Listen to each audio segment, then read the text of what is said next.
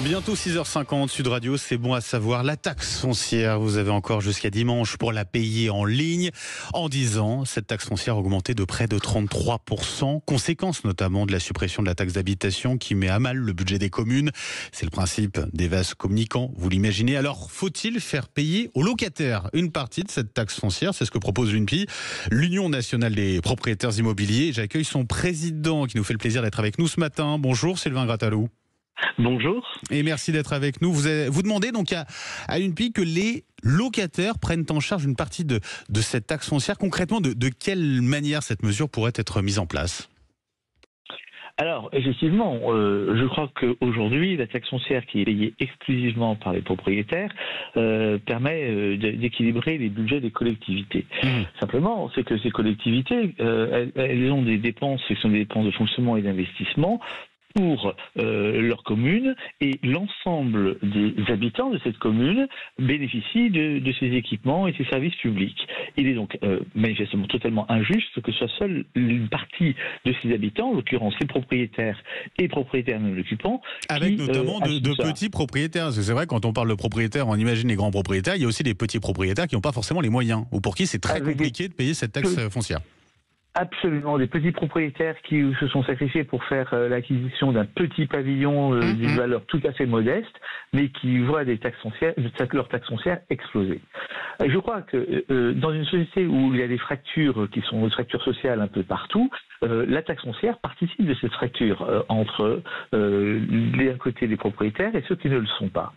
Et il me semble tout à fait juste et sain pour la société que l'ensemble de ces usagers puissent participer au financement de ces dépenses réalisées par les collectivités. À quelle hauteur? Alors, je crois qu'on peut envisager une chose très simple. C'est d'abord la disparition de la taxe foncière, très clairement, qui est un vieil impôt.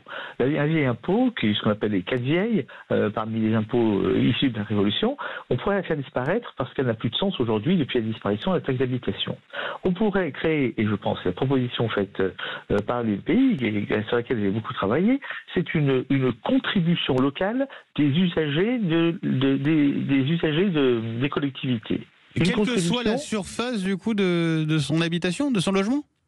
Oui, c'est-à-dire que l'ensemble des usagers de la collectivité devraient contribuer aux dépenses de la collectivité, donc à leur financement, mais avec derrière tout cela des variables d'ajustement en fonction du fait qu'on est propriétaire ou qu'on ne l'est pas, et puis en fonction aussi, et il ne faut pas l'oublier, des actions vertueuses et citoyennes que chacun des administrés peut avoir. Je vous donne l'exemple très simple.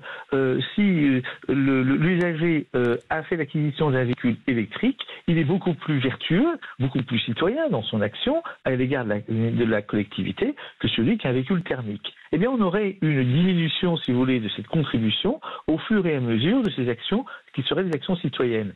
Et là, on n'aurait plus de distinction entre le propriétaire et le bailleur, on aurait les usagers qui, tous ensemble, participent à cet effort collectif qui permet tout simplement de financer ce budget. Si je puis me permettre, Sylvain Grattalou, on a quand même des locataires qui payent les charges. Ce sont eux qui payent les charges, et les charges qui ont fortement augmenté ces derniers temps. Les loyers aussi, ils ont augmenté très fortement par endroits. Est-ce que c'est pas d'une certaine manière injuste pour ces locataires?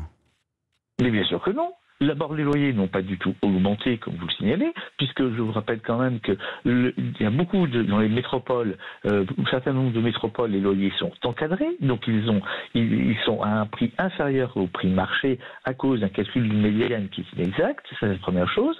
Et deuxième chose, ces loyers ils ne peuvent augmenter que sur la base de l'indice de référence des loyers. Donc il n'y a pas d'explosion des loyers. S'agissant des charges, ce sont des charges qui sont tout simplement des charges qu'assument aussi le propriétaire occupant. Quand vous avez des charges de copropriété qui sont récupérables sur le locataire, le propriétaire occupant, lui, paye aussi ces charges de copropriété. La taxe d'ordures ménagères, ce n'est pas le propriétaire qui va financer le débarrassage des ordures ménagères du locataire, ça c'est lui qui le fait, mais le propriétaire la paye aussi pour lui. Je crois simplement c'est que les locataires ne faut pas considérer des locataires comme des gens forcément pauvres, et il ne faut pas considérer non plus des propriétaires comme des gens ultra riches. Et l'ensemble de ces mesures, comme la taxe foncière, mais à laquelle il faut ajouter l'impôt sur la fortune immobilière, sur laquelle il faut ajouter également l'inflation qui touche tout le monde, mais les propriétaires aussi, aussi, plus l'encadrement des loyers, aboutit à une paupérisation de cette catégorie sociale. Merci beaucoup Sylvain Grattalou, président de l'Union nationale des propriétaires immobiliers. Je rappelle, vous avez, si vous payez en ligne jusqu'à dimanche pour régler votre taxe foncière. Notez qu'il y a eu un petit bug hier du côté du site des impôts qui a bugué, inaccessible. Donc voilà, a priori ça a été rétabli, mais vous savez tout. Merci beaucoup Sylvain Grattalou.